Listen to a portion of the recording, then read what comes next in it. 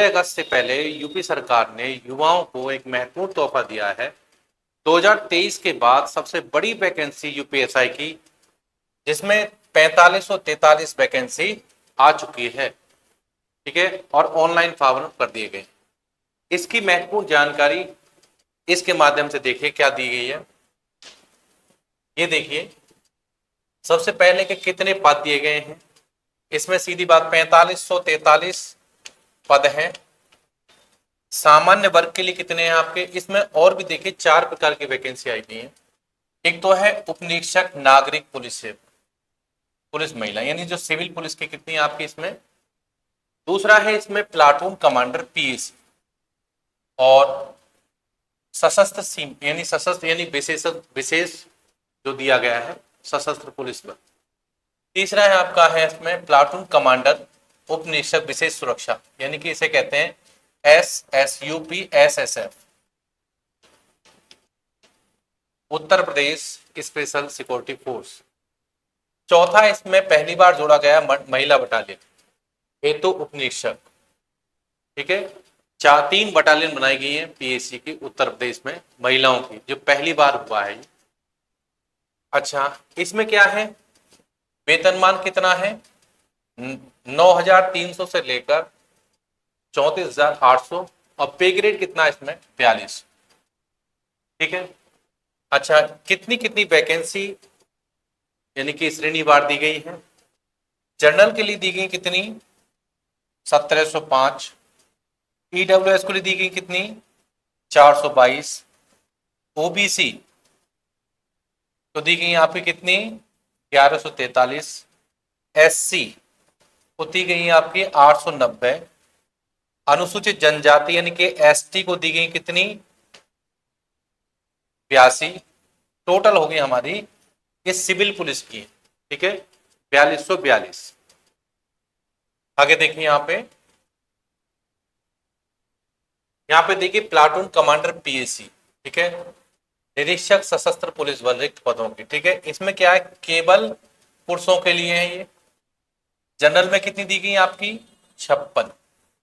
EWS में कितनी गई, 13। पिछड़ा वर्ग ओबीसी में दी गई 36, एसटी में दी गई आपकी 28, और ईडब्ल्यू यानी कि आपका एसटी में दी गई आपकी केवल 2। तो टोटल आपके 65, 135 पद ही होगी। ठीक है, अच्छा आगे देखिए, प्लाटून कमांडर, ठीक है, विशेष सुरक्षा बल पदों के लिए श्रेणीवार केवल पुरुषों के लिए है। कितनी है, जनरल में कितनी आपकी 25 है, ईडब्ल्यूएस में कितनी आपकी 6 है, पिछड़ा वर्ग में कितनी आपकी 16 है, एससी में कितनी 12, और एसटी में केवल 1। टोटल कितनी होगी, 60। ठीक है, अच्छा महिला बटालियन के देखिए कितनी है, केवल महिला बटालियन हेतु यानी महिला बटालियन हेतु निरीक्षक यानी पीसी, प्लाटून कमांडर केवल महिलाओं के लिए है। कितनी है, जनरल में कितनी आपकी 47 है, ईडब्ल्यूएस में कितनी आपकी 10, ओबीसी में कितनी आपकी 27 है, एससी में आपके 21 हैं, और एसटी में केवल 1। टोटल कितने हो गए, 106 पद आपके महिला यानी प्लाटून कमांडर के हैं। ठीक है, क्या है हमारा यहाँ पॉइंट देखिए, कितनी कितनी फीस लगेगी फॉर्म जमा करने के लिए। तो सामान्य ईडब्ल्यूएस और अन्य पिछड़ा वर्ग के लिए 500 रुपए दिए जाएंगे। अनुसूचित जनजाति और अनुसूचित जाति के लिए कितने, 400 रुपए दिए जाएंगे। यानी कि ये फॉर्म, यदि आप फॉर्म भरोगे, आवेदन करोगे, तो सामान्य वर्ग, ईडब्ल्यूएस और पिछड़ा वर्ग के लिए 500 रुपए किए गए हैं, और अनुसूचित जाति और अनुसूचित जनजाति के लिए 400 रुपए पड़ती है। ठीक है, यहाँ पे देखिए, यहाँ पे देखिए श्रेणीवार निर्धारित की आयु सीमा में छूट, आयु सीमा में छूट निर्धारित की गई है। कितनी है, यहाँ पे देखिए, सबसे पहले यहाँ क्रम संख्या देखिए श्रेणी के लिए। ठीक है, सामान्य श्रेणी के लिए ये अधिकतम आयु सीमा छूट। ठीक है, शासनादेश। ठीक है, ये बटालियन ये सभी है। यहाँ पे देखिए जनरल के लिए कितनी छूट दी गई, 3 साल एडवांस छूट दी गई, 3 साल। कब से मानी जाएगी आपकी, 2/7/1994 से लेकर 1/7/2004 तक मानी जाएगी। ठीक है, यानी कि इससे पहले का ना हो, यानी कि 1994 के पहले का ना हो, और 2004 के बाद का ना हो। ठीक है, अच्छा यहाँ पे ये सभी के लिए एक ही टाइम दिया गया है। अच्छा, अनुसूचित जाति के लिए 5 साल तो पहले थी, 3 साल और एडवांस बढ़ा, यानी टोटल 8 साल की छूट दी गई है इस बार। ऐसे ही ओबीसी के लिए भी 8 साल की छूट दी गई है। ऐसे यानी कि एसटी के लिए भी आपकी 8 साल की छूट प्रदान की गई है। सबके लिए मानता कब के दिए, 2 साल। ठीक है, एससी के लिए, और देखो यहाँ पे ओबीसी के लिए, एससी एसटी के लिए, सभी के लिए कितनी दी गई आपकी, 2 साल 89 से लेकर यानी 1989 लेकर 2004 तक ये मान्य की जाएगी। 2004 के बाद का नहीं और 89 के पहले का नहीं। ठीक है, आगे देखेंगे यहाँ पे पिछड़ा वर्ग के लिए दे रखा है आपका कितना है, वो 5 और 3 8, 5 और 3 8 जब इसे माना जाएगा, देख सकते हैं आप इसे 89 से लेकर 2004 तक, 89 से लेकर 2004 तक। ठीक है, ये माना जाएगा। आगे देखिए,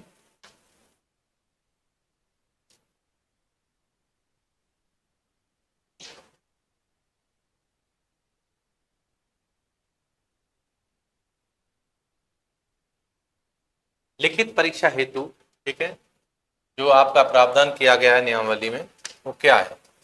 जो प्रावधान 2023 में था वही प्रावधान यहाँ पे रखा गया है, यानी कि 400 नंबर की परीक्षा होगी। इससे पहले ये 2015 में भी संशोधित किया गया था। 400 नंबर की परीक्षा होगी और उसमें सेक्शन होंगे 4, 40-40 नंबर के होंगे और उनके लिए अंक होंगे कितने, 100 अंक होंगे। एक क्वेश्चन के लिए आपका 2.5 अंक होगा। ठीक है, सामान्य हिंदी के कितने आपके 40 क्वेश्चन, मूल विधि, संविधान और सामान्य ज्ञान कितने 40 क्वेश्चन होंगे, संख्यात्मक यानी मैथमेटिक्स, ठीक है, इसे कितने होंगे आपके 40 होंगे, तार्किक शक्ति यानी कि रीजनिंग, ये कितने होंगे आपके 40 क्वेश्चन होंगे।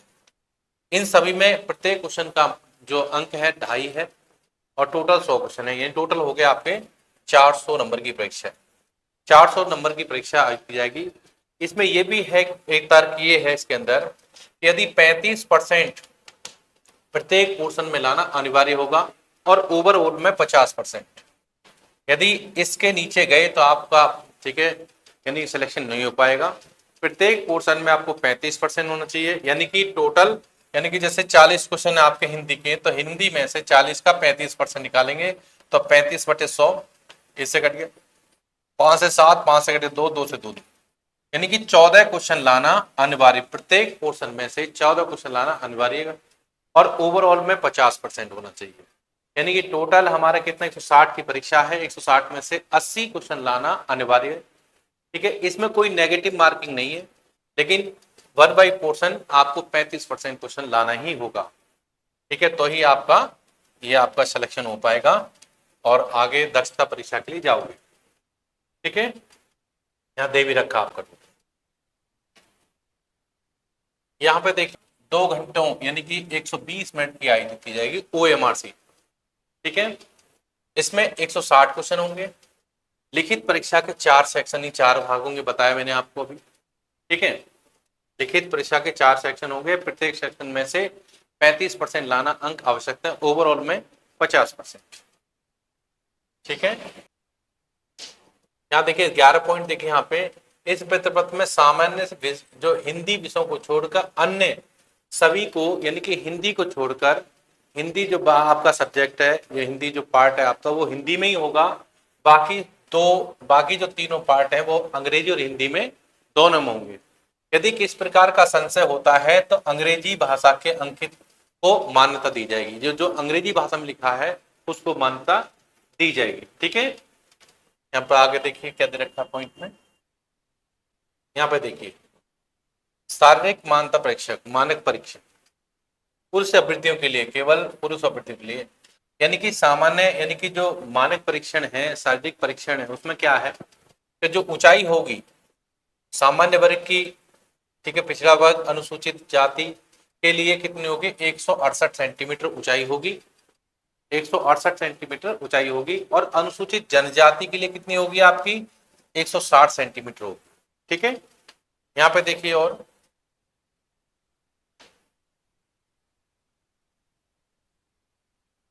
यहाँ पे ये है सामान्य अन्य पिछड़ा वर्ग के लिए ठीक, और ये क्या है, जो आपका सीना है, सीना का जो होगा वो 79 सेंटीमीटर होगा, और 5 सेंटीमीटर फुलाव के साथ प्रत्येक के लिए कितना होगा आपका 84 सेंटीमीटर, 5 सेंटीमीटर फुलाव होगा। सामान्य पे कितना 79 है सीना का फुलाव, सीना, और फुलाव होगा 5 सेंटीमीटर, इसलिए कितना हो जाएगा 84 सेंटीमीटर हो जाएगा। अच्छा, जो अनुसूचित जनजाति यानी एसटी के लिए कितना होगा आपका सामान्यतः कितना 77 सेंटीमीटर होगा बिना फुलाए, और फुलाने के बाद कितना हो जाएगा 82 सेंटीमीटर, यानी फुलाव कितना चाहिए आपका 5 सेंटीमीटर फुलाव अनिवार्य होगा। ठीक है। महिला के लिए देखिए, महिला अभ्यर्थी के लिए न्यूनतम शारीरिक मानक परीक्षण क्या है आपका, ऊंचाई होगी सामान्य, अन्य पिछड़ा वर्ग, अनुसूचित जाति के लिए कितना होगा 152 सेंटीमीटर, यानी महिला के लिए कितना होगा 152 सेंटीमीटर ऊंचाई होगी।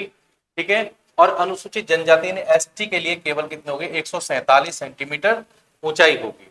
अच्छा, इनमें आपका क्या होगा, इनमें वेट होता है महिलाओं के लिए क्या होगा कम से कम 40 किलोग्राम वेट होगा, उससे नीचे होने पर, ठीक है, यानी कि उसे असमर्थ मान लिया जाएगा। आगे देखिए, यानी कि जिन जिन जो अभ्यर्थी जिनको छूट प्राप्त करनी है आयु में, उनको विभिन्न प्रकार के प्रमाण पत्र देने हैं, जैसे जाति प्रमाण पत्र है, अनुसूचित जाति को जाति प्रमाण पत्र देना है। ठीक है। उसमें 5 वर्ष की छूट एडवांस मिली, किसके द्वारा होगा, जिलाधिकारी, सिटी मजिस्ट्रेट, उप जिलाधिकारी, तहसीलदार या जिला समाज कल्याण विभाग के द्वारा अनुमोदित होना चाहिए प्रमाण पत्र। यानी कहने का मतलब है इन सभी के लिए जो जो आप आरक्षण श्रेणी में आते हैं, जिनको आयु में छूट चाहिए, उनको विभिन्न प्रकार के प्रमाण पत्र चाहिए, वो इन अधिकारियों के द्वारा सक्षम होना चाहिए। ठीक है। ये सभी प्रकार के प्रमाण पत्र मांगे इस प्रकार के, यहाँ पे देखिए, जो प्रमाण आरक्षित श्रेणी अभ्यर्थियों द्वारा प्रस्तुत प्रमाण पत्र, ठीक है, जारी किया जाएगा। अनुसूचित जाति प्रमाण पत्र शासनादेश संख्या नंबर इतने के द्वारा आएगा। कब से कब तक का माना जाएगा आपका 11/9/2025 तक प्रस्तुत किया जाना चाहिए। ठीक है। ऐसे ही अनुसूचित जनजाति का जो प्रमाण पत्र है सक्षम अधिकारी के द्वारा 11/9/2025 तक प्रमाणित किया जाना चाहिए। ठीक है। आगे देखिए, यहाँ पे और भी है, पिछड़ा वर्ग यानी कि ओबीसी के लिए कब तक वही है 1/4/2025 से लेकर 11/9/2025 तक मान्य होना चाहिए। ठीक है, ओबीसी के लिए। ऐसे ईडब्ल्यूएस कब तक का मांगा है 1/4/2025 से लेकर 11/9/2025 तक मान्य होना चाहिए। ठीक है।